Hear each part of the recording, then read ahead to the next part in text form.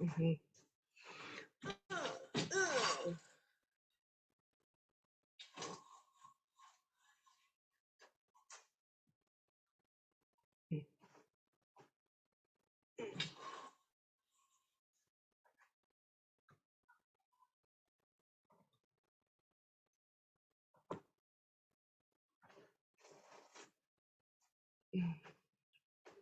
Hello.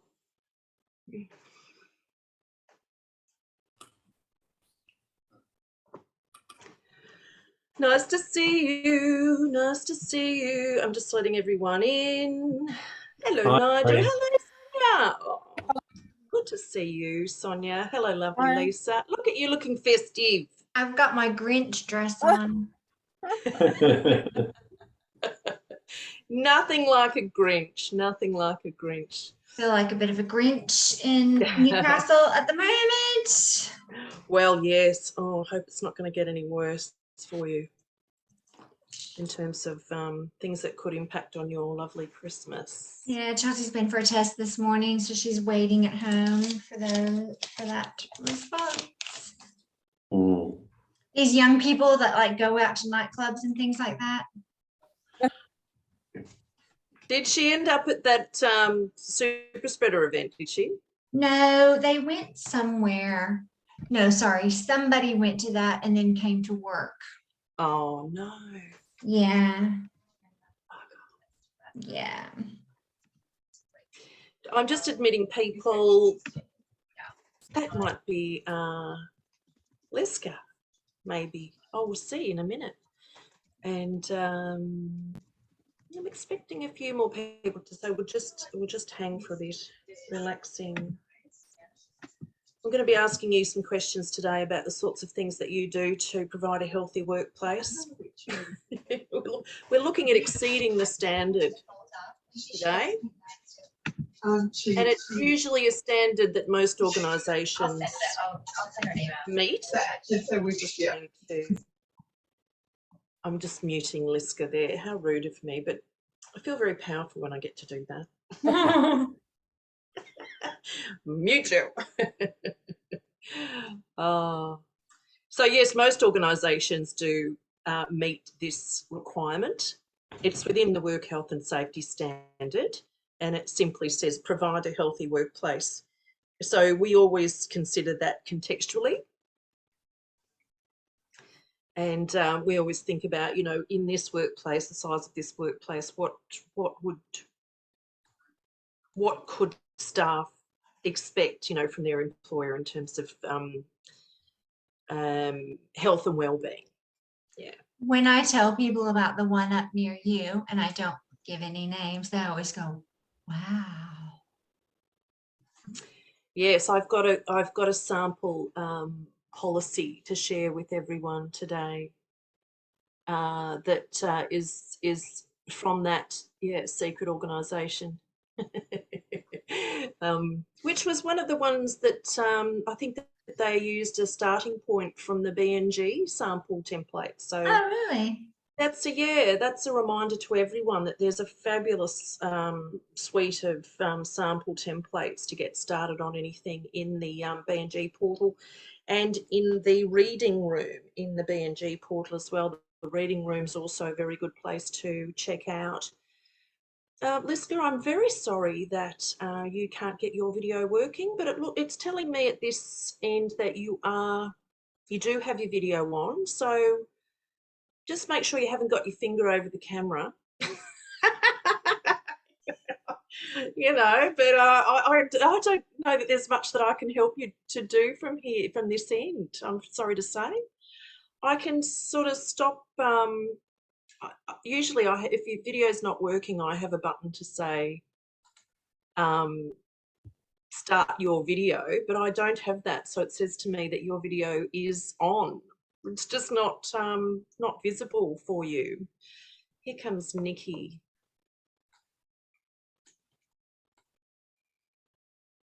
So I imagine everyone, it's been a very challenging couple of years to maintain a healthy workplace. And there's a lot more focus on mental health and well-being, isn't there, than probably ever. We've been noticing that anyway. Even the language has shifted. a bit, you know, out of the work health and safety into more of a mentally healthy workplace, which is the lingo that the department and Safe Work New South Wales are using. Yeah, g'day Nikki, good to see you there. Hi Marie, how you going? I'm very well, how are you?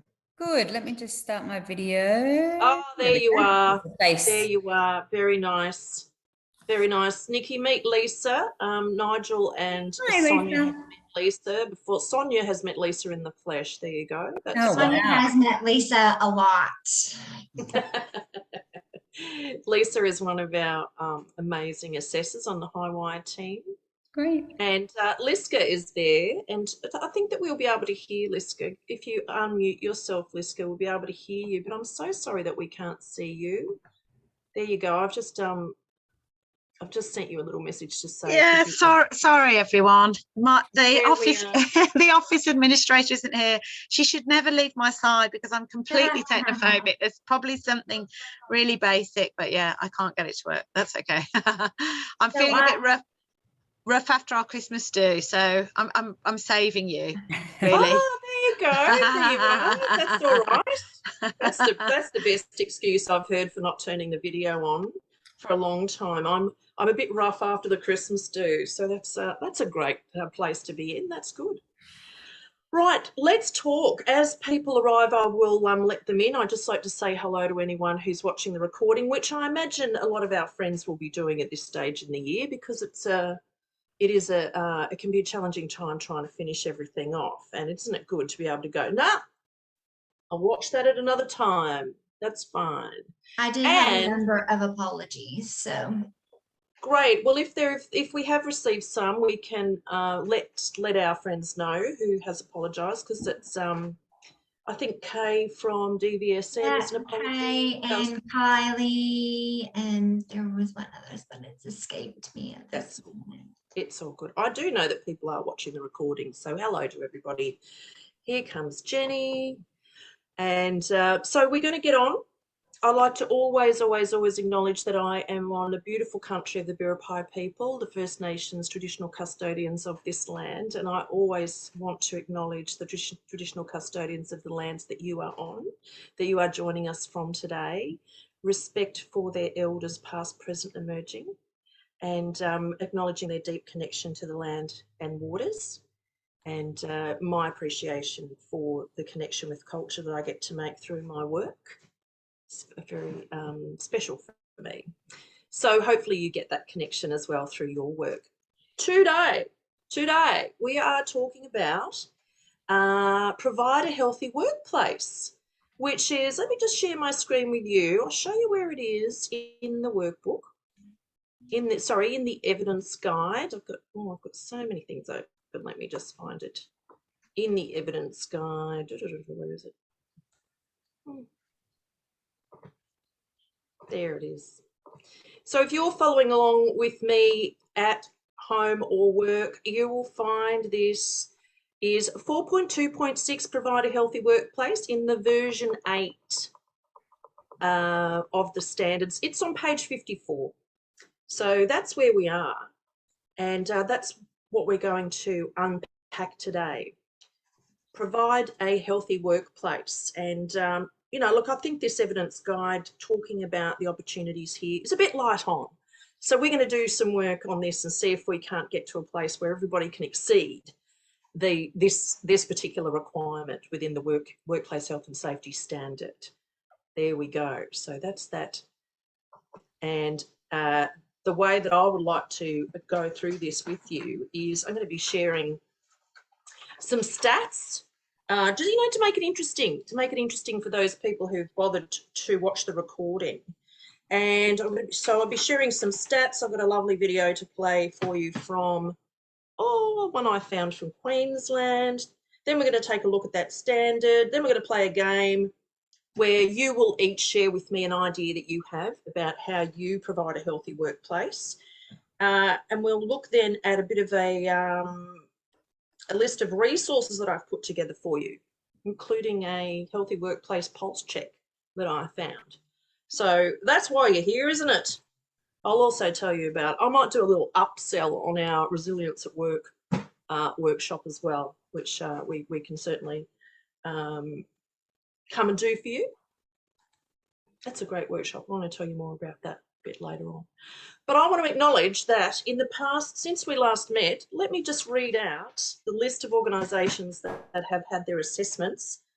So you might not be seeing their lovely faces here, but we want to acknowledge how very well they've done. Port Stephens Family and Neighbourhood Services, Lillian's, Youth Off the Streets, there's Sonia there from Youth Off the Streets, Pathways Community Care, Veritas House, Port Lincoln Aboriginal Health Service, Warina Domestic and Family Violence Specialist Service, probably got that title a little bit wrong, but they're amazing in Coffs Harbour. And Community Centres SA. So haven't we been busy? No wonder we had to push this workshop back by a couple of weeks because we were flat out. So isn't that a wonderful story of all those organisations doing so very well through their assessment? And Lisa has been the busiest person on our team. She's done 2/3 of those. It's been so nice to be able to see people in person though, the last couple. So yeah. Yeah.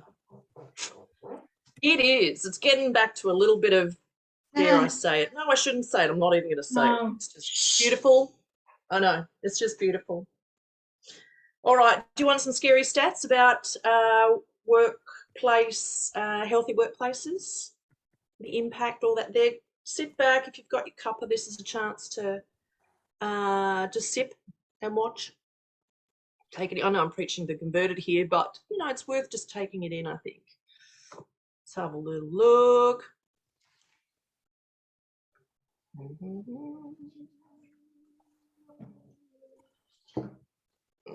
1 second, I have to go and see where I've put that. Oh yeah, I know one.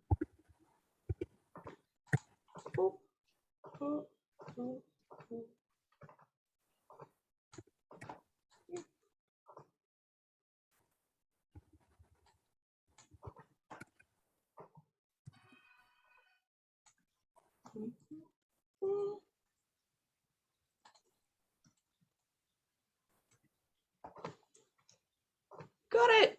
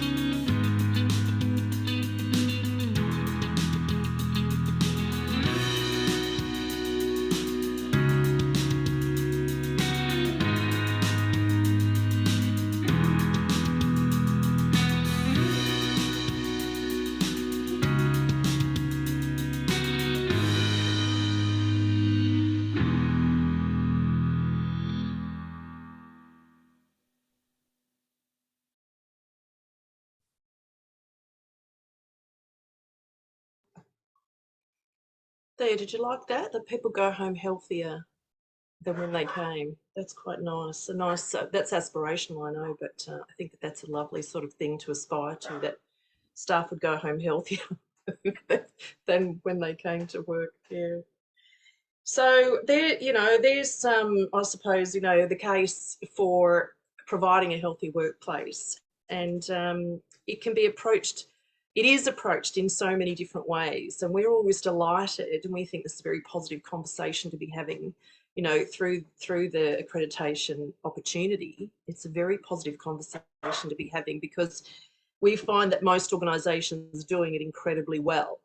So we can share what's working well in this forum, and thereby help everyone to, you know, potentially exceed the standard. We're very lucky that Sonia is here, because she has successfully gone through the accreditation, so might have some insight there about this particular standard. My dog's going a bit nuts. I'm sorry about that. I'll mute myself in a minute and just scream at her. So let's look at what's in the evidence guide, and I want to draw your attention to a particular way that the evidence guide is framing up its you know, guidance for you, which is interesting when you have a look at it.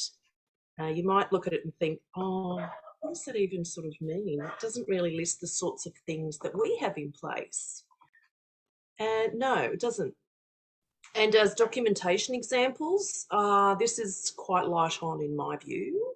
Lisa can add something in terms of her perspective to this. But if all you were showing us was a poster about, you know, wash your hands, and a program booklet about, I don't know, you know, nutrition and an events catering policy, we would think that that probably wouldn't meet the requirements.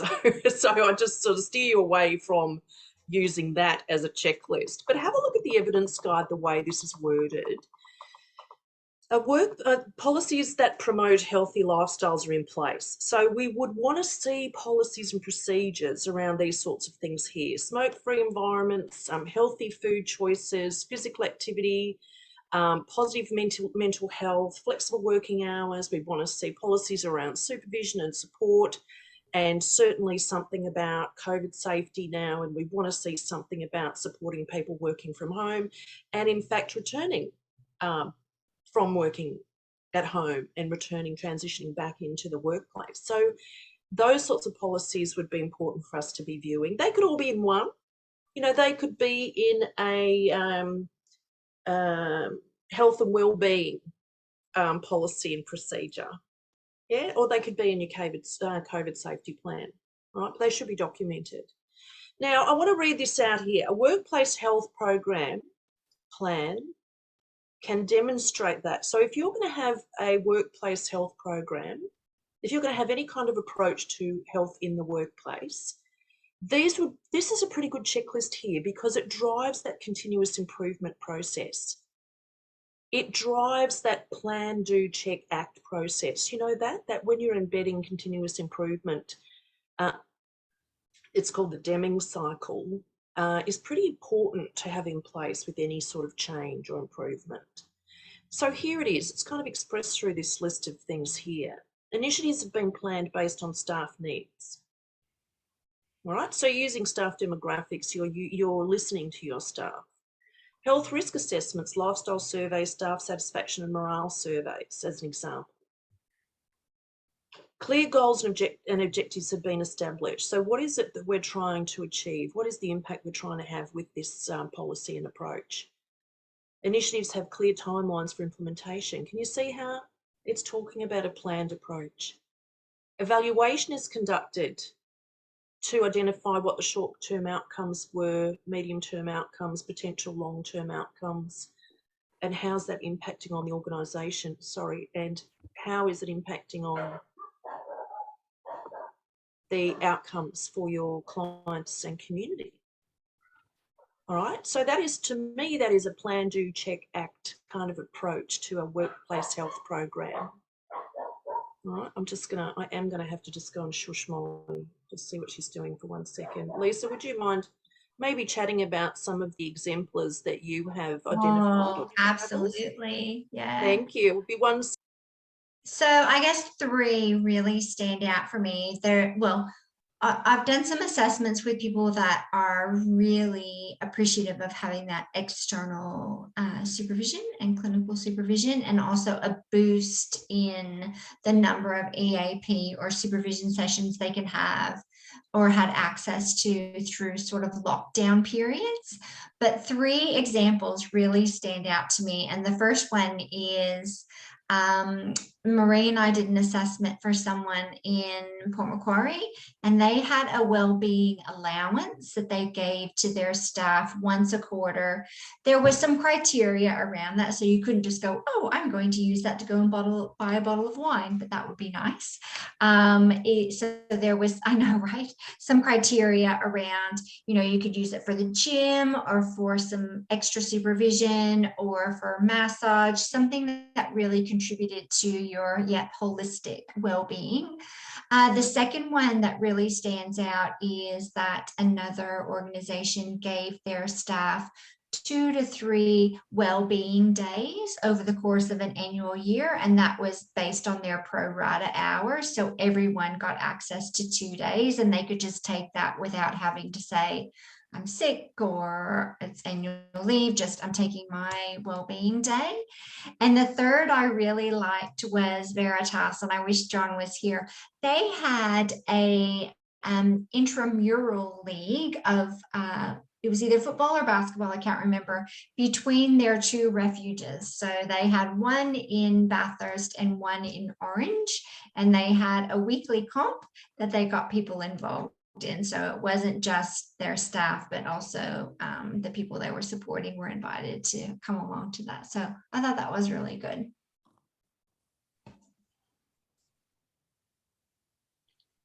That's great, Lisa.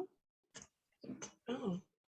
Sonia, how did you meet the standard? What particular things were you Yeah, presenting? well, we put together a health and wellbeing policy, and actually that was thanks to your input when you did that mock audit. So we quickly went away and did that. We have the employee assistance program. We also subscribe to something called Benny Hub, so we get access to webinars and other resources to provide us with some useful, information on wellbeing and health. Yeah, they're kind of like the bigger things. Day to day, we've been doing sort of checking in on each other, especially during the pandemic. We've had Zoom sort of meetings where it's sort of like a fun social thing that's sort of to promote morale, and we're actually thinking of doing more of that. Great.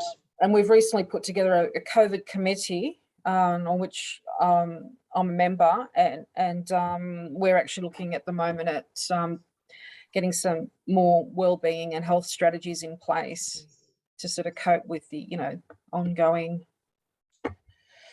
fallout from the pandemic. So yeah, we're still thinking, we're trying to come up with more and more ways of addressing that. Well, it sounds very much like yachts have exceeded that standard, well and truly. There's such a lot of really great things happening there, and that's an example of what we often hear. But what I'm hearing through your example, Sonia, is that it has been developed with the staff. Yeah, it is being evaluated. Like, you're asking questions about, is this effective? Could we be doing something differently or better? Yeah, that's a fantastic approach. Well done. Most importantly for us, the evidence that would probably be a must-have at this stage in our, the context for our assessment at the moment is you'd need to be showing us your COVID safety plan. So when it comes to a healthy workplace, we will be focusing in on infection control. So what have you got in place to minimise infection? So that would be very important. Your COVID safety plan be addressing that. We would be observing your processes for keeping us safe, whilst we're on site, and what kind of induction you would be giving us to help us be safe on site. When I went to Port Lincoln Aboriginal Health Service the other day, they sent me a risk assessment the day before. So they had done a risk assessment on my visit, and they had determined that because I had come from New South Wales to South Australia to a clinic that serves vulnerable Aboriginal people living with chronic disease, etc., they would only let me do the site visit between 8 and 8:30. They would only let me go into the clinic at that time. They wouldn't let me come into the clinic whilst they had patients in there. So, you know, that was important that I did that. And there was another layer of vaccination that I had to show evidence of, which was the flu vaccination. So, you know, that they were really cautious about how they would keep myself and their community safe when I was coming. So we will have a look at those processes that you might initiate through the risk management of COVID, you know, as an example, but any risk to do with, you know, us coming in and keeping us safe. So we will experience that as other contractors might. So we're a contractor, external people, we will experience that. So that's pretty much a must do. I've had a number of providers that have asked clients that have asked me to complete an online training module before I got there and watch some videos and answer some questions. So I thought that was a really good example of their holistic WHS and well-being programs and use. Very detailed induction. That's great. That is excellent to hear that. A wellbeing, health and wellbeing policy. So obviously the work health and safety policies and procedures they'd need to be there. There would a wellbeing policy, so something that describes all of the things that you might be doing for, you know, people to help them be psychologically safe or to be mentally well and safe. So that's an important consideration these days, particularly if people are working from home and they're a bit disconnected from the team and they might experience isolation, and, you know, that can impact on mental health. So it would be important. What have I got? Oh, healthy choices. So yeah, where it said that catering stuff there, that seems a bit sort of silly, but anything that promotes healthy choices that the employer can support. You know, such as when there are events that healthy choices are promoted through those events, even meetings, things like that, a whole range of self-care opportunities and encouragement would be included in your wellbeing policy. Even personal and professional boundaries, training about personal and professional boundaries, things like mental health first aid training that I know a lot of organisations have done. How often are you having check-ins and supervision with your team? You know, not just how's the project going, sort of check-in, but, you know, a mental health check-in there, and how skilled are the managers and the leaders in the organisation who are responsible for looking after the health and well-being of their team members. That's your responsibility under the legislation. So important to sort of have a look at where you've got strengths in that system and processes and where you might have opportunities for improvement. Yeah, so that's an important thing to sort of have a look at. And most of the resources that I'm sharing with you this month enable that. Yeah, so checklists and pulse checks and all sorts of things there. Are you ready to play a game? Are you ready to play a game? Yes. Yes, good. All right. So what I'd like you to do is I'm going to give you a number. Nigel, you're 1. I'm number 2. Sonia, you're number 3. Lisa, you're number 4. Liska, you're number 5. Nikki, you're number 6. Jenny, what number are you? 7. Yes, yes, good guess, good guess.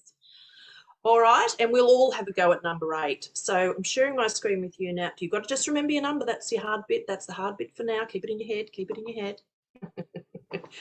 All right, let's have a little play. Okay.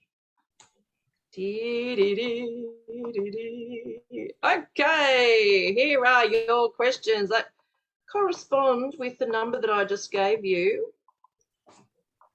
You're going to see your number revealed and you're going to answer that question. I'm going to give you just a few seconds of thinking time right now.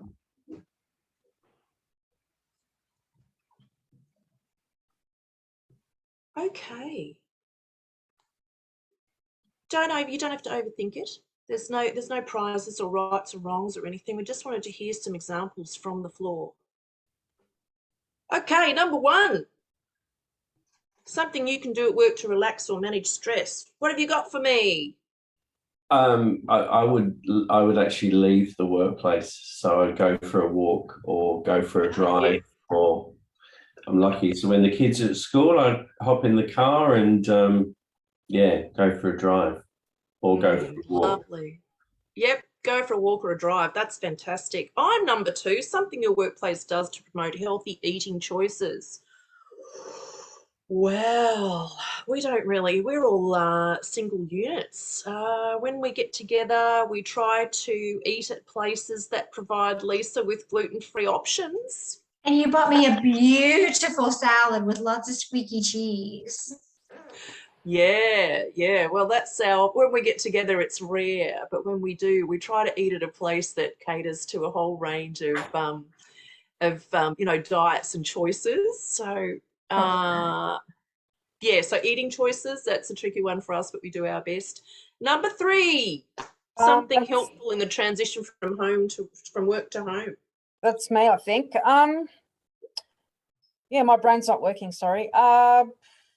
With, I guess, some online like Zoom meetings, like we've had like Friday afternoon online sort of social events to sort of bring everyone together for those who are predominantly working from home. Great. Something like that. That's a nice one. Yeah, that's a great one. Thank you. Number 4. That's me. What have you got, Lisa, for this one? Well, I'm better at personal boundaries than I am at professional boundaries. But yeah, my time in the morning before I look at my phone, log in, so I go for a run or go for a swim, that is completely my time. I refuse to engage in any kind of discussion, even with my husband and children, before I've done that. There you go. That's a good one. That's a really good one. Number 5, a common cause of workplace stress that you have identified. Oh, that was me, Murray. Can you hear me okay? Yeah, awesome. Yes. So we don't have actual service delivery from our central hub. We're more an administrative centre, but we do have interactions with clients. And when we do, that is definitely a common cause of stress for our employees because they do not have any training. So we do have an employee assist program. We've also identified a team member to mentor and debrief with them. And in exceptional circumstances, we have offered external supervision with a professional counsellor as well when it's been very like a more dramatic incident. But yeah, it's we're working on processes as well, just to try and tool people up. We've given them accidental counsellor training as well, which is good. But I'm thinking about, now you guys have mentioned it, the mental health first aid training. That sounds really interesting as well as an option, for sure. That accidental counsellor training, I have heard lots of good things about that. Yes, it is. It is good. Yeah. That's good. Good to hear. We're all taking notes. Thanks, Liska. That's wonderful. Number 7, a rule that you have set yourself to maintain a healthy work-life balance. Let's hear it. Okay. I'm not sure it's a rule that I do very well, but I do try to define when my working hours are and when my home hours are, particularly because I work from home, so the boundaries are really blurry. A little bit like Lisa, I like to sort of say, you know, there's a certain time in the morning that's just my time. I don't look at emails. I don't, you know, I try to have my breakfast, go for a walk, you know, do some stuff for me. Yes. I'm supposed to knock off at 5 in the afternoon, but that doesn't always happen. So I'm not very good at my own rule. Well, you know, it's the intention. You know, that's right. That's right. The intention is really important, and you know, you'll get there some of the time because you I have good intention. Yeah. Very good, everyone. This last one, if your workplace is doing something exceptionally well to provide a healthy workplace, we would love to hear it. If you think, you know, that there's some exemplary practice going on in your workplace, this would be wonderful to share from anyone. If Nikki is leading a new team, is there anything happening in your team, Nikki, that's that you're doing, that you're implementing to help everyone to be healthy and happy at work?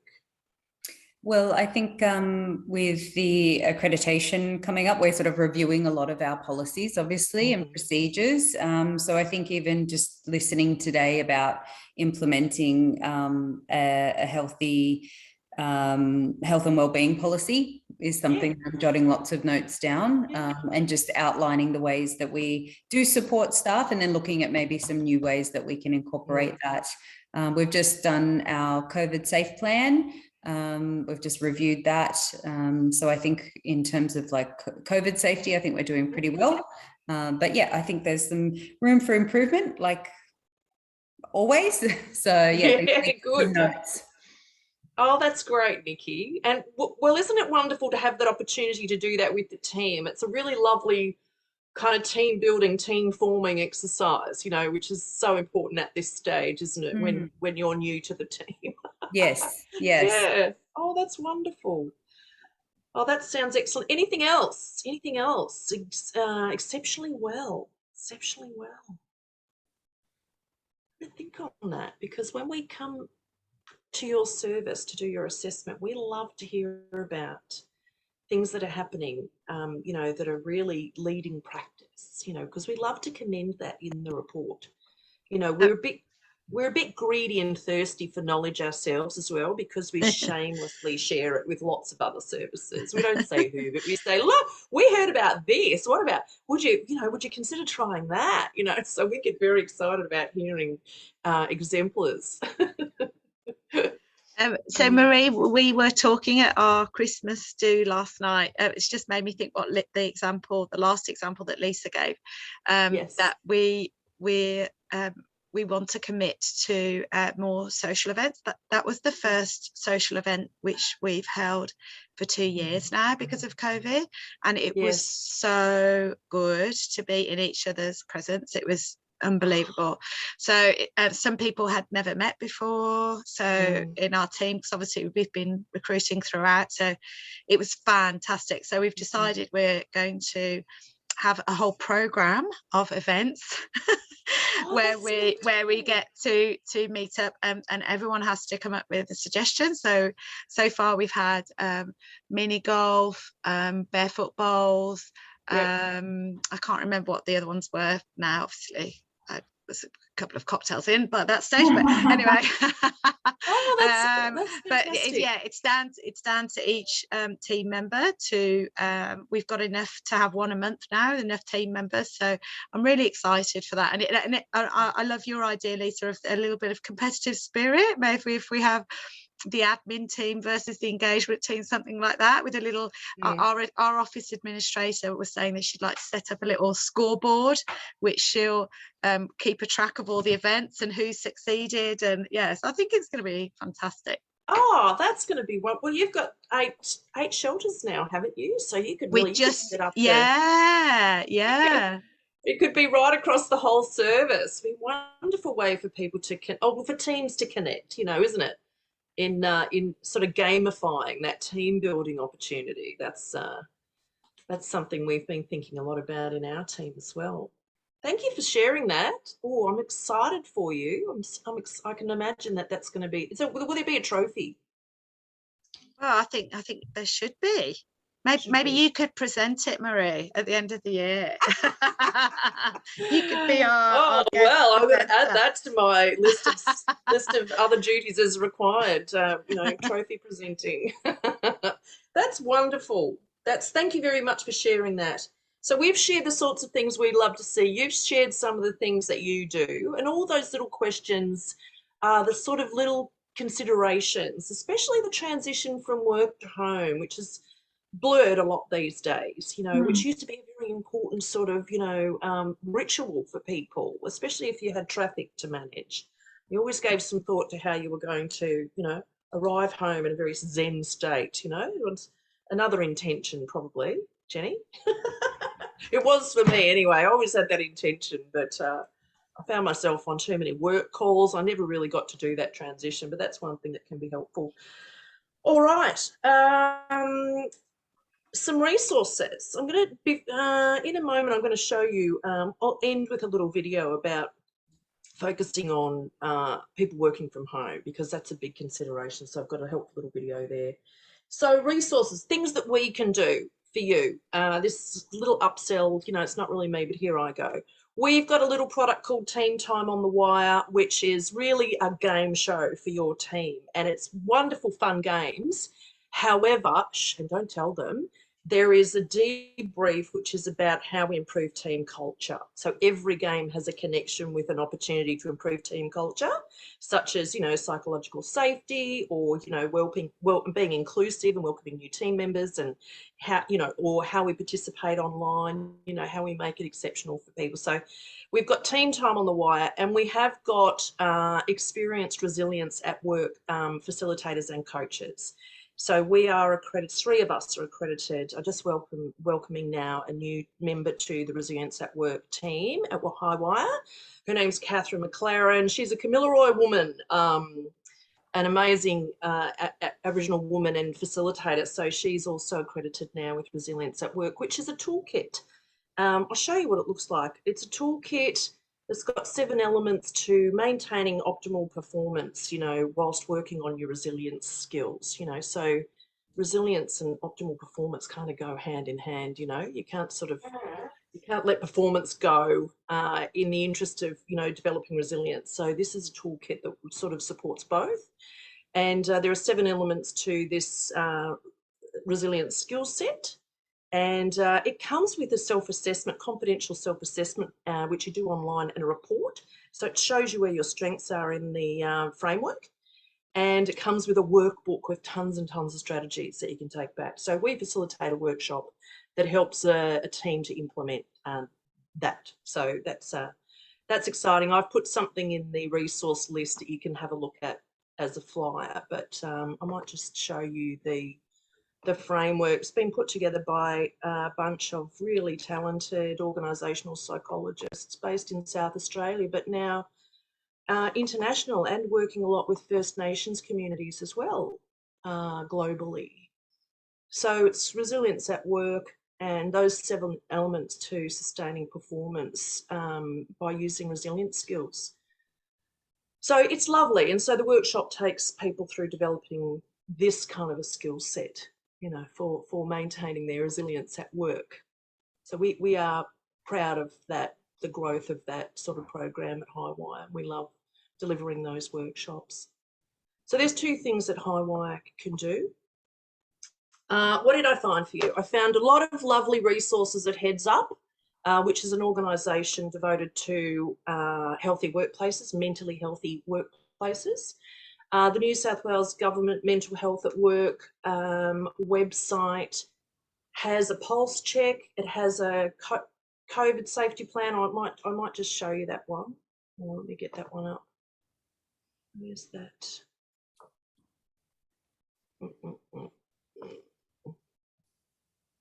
I'm going to get that one up for you. In a second, I'll get onto a new screen. Here it is. So this is from DCJ, which most of you will be funded by. And so I've popped this one into the resources that we'll be uploading to the website. So I think it's good to have guidance from your funder about the COVID-19 workplace safety guide. So, you know, that's sort of, I think, is the best starting place if you're having a look at developing something for managing COVID in terms of how the workplace is different because of that, you know, because of people working from home and transitioning back to work. So I found that a great resource. So I'm sharing that one with you. I'm also sharing this Super Friend resource that I found. Isn't that a funny name? But I'm going to show you this one here. It's called the Wellbeing Checklist. which I've been using with the people I've been working with at New South Wales Health. So the leaders and managers at New South Wales Health have been encouraged to use this one. And let me just share my screen with you and show you this, because it's interactive, which I like. I like things that are fun, don't you? And so this SuperFriend is an organisation that's been formed out of the industry super funds. And so they have a lot of great resources for, you know, all their clients. Anyone who's part of an industry fund is a client. And so it's freely available and accessible. But this checklist here asks you to have a think on, you know, how am I feeling at the moment?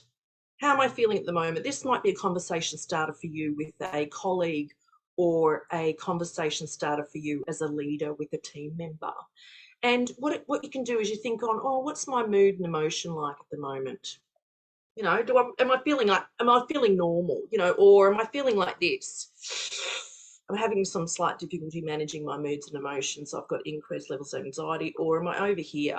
I'm really unable to manage my mood or emotions, high levels of anxiety. So if you were identifying, you know, a team member or colleague that were demonstrating something here, or, you know, something over here, you know, how are they presenting in the workplace? You know, they're finding it difficult to maintain their work. You know, are they demonstrating negativity? So you can find in here a place where you might be able to get a bit of a profile on the person and how they're coping. And then you go down below and it gives you, if you find yourself in the regain balance section, for example, there are some tips here. There are some things here that you might be able to think about. So some advice, and then you can click into these other resources, you know, ways of maintaining your well-being and things like that. So I'm finding that useful and contemporary and Australian. So it's great to find really good, you know, Australian resources. So I've put that one there for you. And the other one that I've got is, there's a mentally healthy workplace toolkit that's been put out by WorkSafe Queensland. So I'm putting that one in there for you. I'm going to just, there's an online pulse check that you can do through Safe Work New South Wales. So I'm including all of those there for you, and I encourage you to click in and have a look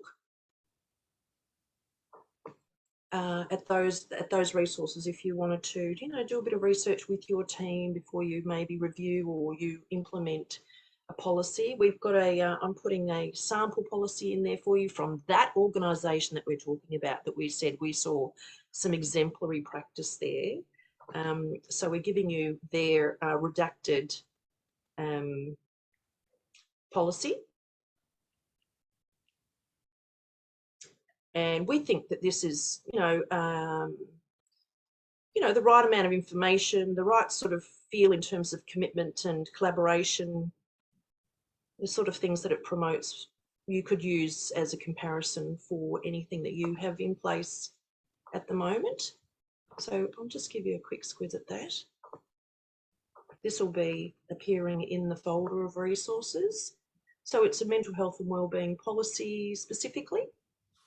And here, down here is where we find those things that we were talking about before in terms of self-care. Self-care entitlement. This was the practice that they had. $100 every couple of months for eligible activities below. So you could take it, not take it. That was all right. And this is just an example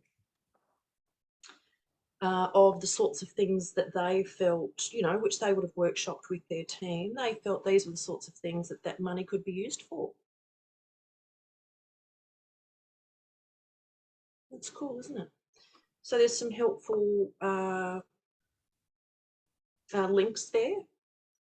And professional supervision entitlement was something that they had under their wellbeing as well. And a bit of a framework for support there. So, you know, what is it? Few pages, easy to read, accessible, and it lists the sorts of things that they are doing as an organisation. So we like it. We hope it's helpful for you. I'm going to finish off with that little video that I found about working from home and some of the considerations there. Where did I, which,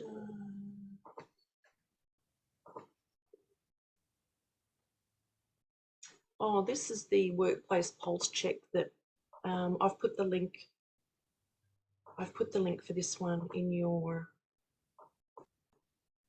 PowerPoint slide there, but I did it. It did only take 5 minutes. So that's an interactive tool. You click through some questions here, and the questions are really good. The questions are asking about documents and processes, leadership capabilities. So it's really broad in terms of a system that might be in place for promoting a healthy workplace. So really, I liked it. It was easy to do. So I've included that there for you. Okay, let's see if I can find the page I was actually looking for.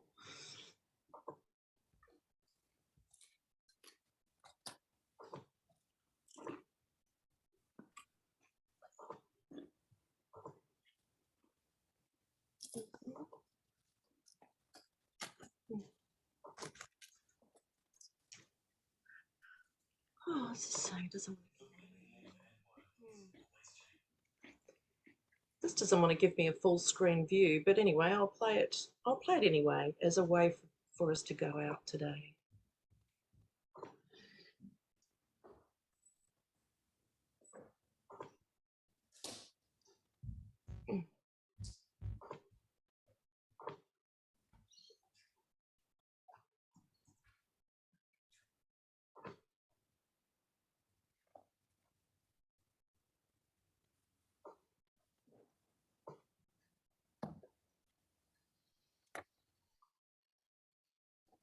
I don't know if that's the right one, but I'll try that anyway. Yes, it is. There we go. The way we live and work is always changing. With people working from home, remotely, or even on the road, maintaining a mentally healthy workplace presents a unique challenge. As a leader or business owner, supporting your staff and helping to minimise worry and feelings of stress, isolation and uncertainty is vital. You have a legal obligation to ensure the physical and psychological health of your workers, no matter where the workplace is for them. A mentally healthy workplace promotes, protects, and supports good health. Promote a positive and inclusive culture and set up regular catch-ups. Ensure workloads are reasonable, workers are able to switch off at the end of the day, and always be on the lookout for signs that someone is struggling. Look for changes in communication and behaviour. Are they engaging less? Are they answering your calls? Is there a change in tone or language? And always trust your gut and check in on staff. The New South Wales Government offers free mental health advice online to help you support mental health in your workplace, and if you start to feel overwhelmed or anxious, seek support and reach out. Visit mentalhealthatwork.nsw.gov.au to access the New South Wales Government programs and resources.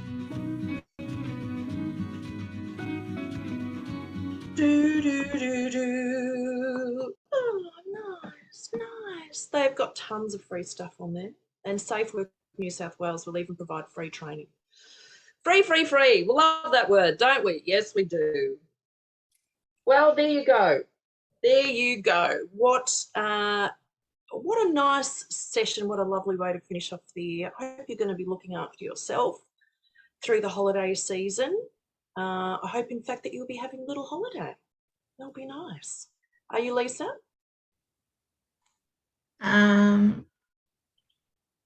Yeah, I thought I was. Oh, she loves Now I have it. an audit between Christmas and New Year, so. Not one of mine, not one of ours. No. some other auditing sweatshop that has got a grip on you. It's those pesky disability providers. Oh, okay. It's very important work that you're doing there. Keep it going. Keep it flowing. All right. Everybody, stay well and be happy and